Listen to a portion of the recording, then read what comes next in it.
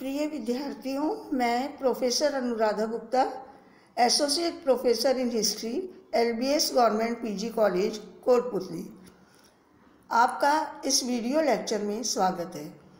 आज हम MA final history के पेपर 5 का जो टॉपिक पढ़ने जा रहे हैं वो टॉपिक है मत्स्य जनपद एवं गणतांत्रिक जातियाँ। विद्यार्थियों, इससे पूर्व के लेक्चर में हमने मत्स्य जनपद के बारे में पढ़ लिया है। आज हम राजस्थान में जो प्रमुख गणतांत्रिक जातियां थीं उनका अध्ययन करेंगे। इस क्रम में सर्वप्रथम हम शिवी जनपद का अध्ययन करेंगे।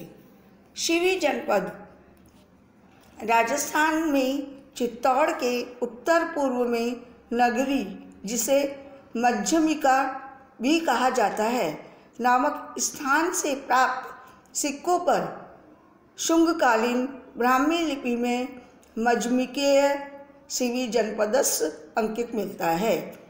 इस अंकित लेख से ज्ञात होता है कि द्वितीय शताब्दी ईस्वी पूर्व में मध्यमिका शिवी जाति का केंद्र था।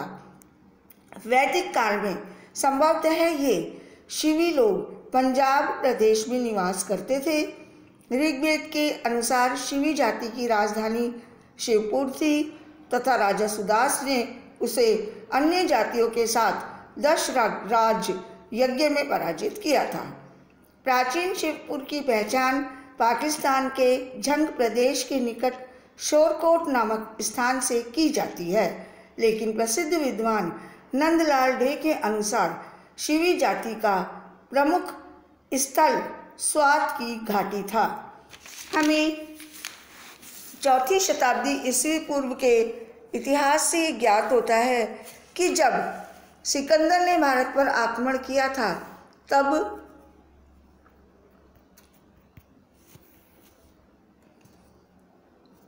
उस समय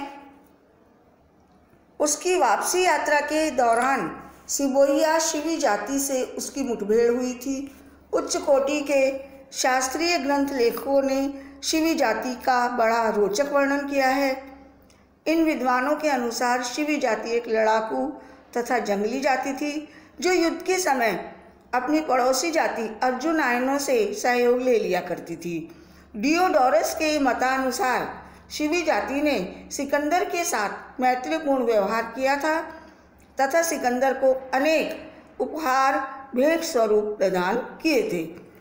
इसलिए सिकंदर ने इस जाति को स्वतंत्र रहने दिया था, किंतु कर्टियस के अनुसार शिवियों ने स्वयं सिकंदर के समक्ष आत्मसमर्पण कर दिया था, इसलिए सिकंदर ने उन्हें स्वतंत्र रहने दिया।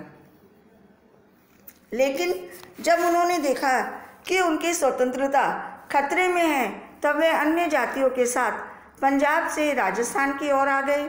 राजस्थान में वे चित्तौड़ से 7 मील दूर उत्तर पूर्व में नगरी नामक स्थान पर बस गए। नगरी को मध्यमिका भी कहा गया है।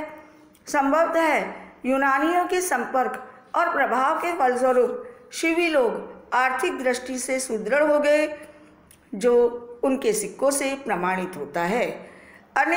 उनके अधिकांश सिक्के नगरी क्षेत्र में प्राप्त हुए हैं। नगरी के पास से जो गोसुंडी शिलालेख तथा हाथीबाड़ा अभिलेख प्राप्त हुए हैं, उसमें शिवी राजा सरुतांत का उल्लेख मिलता है, जो पाराशर गोत्र की एक महिला का पुत्र था। हाथीबाड़े का अभिलेख नारायण वाटक की विद्यमानता की सूचना देता है। नारायण वाटक के प्रकार की शिला पर उत्कीर्ण सर्वभूताना दयार्थकारिता वाक्यांश से इस स्थान के निवासियों के दया भाव के महत्व के संबंध में जानकारी मिलती है। राजा सर्वतांत ने जिस स्थान पर अश्वमेध यज्ञ का आयोजन किया वह उसके राज्य की राजधानी थी। चूँकि उस युग में एक स्वतंत्र सम्राट ही अश्वमेध यज्ञ का आयोजन कर सकता था, अतः यह सिद्ध होता है कि सर्वतांत शिवी जनपद का एक स्वतंत्र शासक था। सर्वतांत के सिक्के राजस्थान में प्रारंभिक वैष्णव धर्म के विकास को जानने के लिए अत्यंत महत्वपूर्ण हैं। नगरी से प्राप्त ताम्र सिक्कों पर अंकित मध्यमिकय शिवी जनपदस्य से यह संकेत मिलता है कि इस शिवी जाति का नगरी में एक गणराज्य था। अब यह प्रश्न अधिकांश विद्वान उठाते हैं कि क्या वास्तव में शिवी जाति पंजाब से चलकर राजस्थान में आई थी या यह जाति पहले से ही राजस्थान में विद्यमान थी। डॉक्टर दशरथ शर्मा तथा डॉक्टर सरकार के मतानुसार पंजाब पर लगातार विदेशी आक्रमण होने के कारण शिवी जाति का योधेय तथा मालव जाति की तरह अपने मूल निवास पंजाब से इनका पलायन हो गया और ये राजस्थान आकर बस गए। डॉक्टर एस के पुरोहित ने राजस्थान हिस्ट्री कांग्रेस के छठे अधिवेशन जो 1973 में हुआ था अपना शोध पत्र प्रस्तुत किया, जिसमें इस बात को ठोस तर्क देकर प्रमाणित किया गया है कि मध्यमिका की शिवी जाति की संस्कृति पंजाब की सिवोई जाति की पिछड़ी हुई अवस्था से काफ़ी भिन्न थी। अतः राजस्थान की शिवी जाति का आगमन पंजाब से नहीं हुआ था, बल्कि यह जाति पहले से ही राजस्थान में विद्यमान थी। धन्यवाद विद्यार्थियों।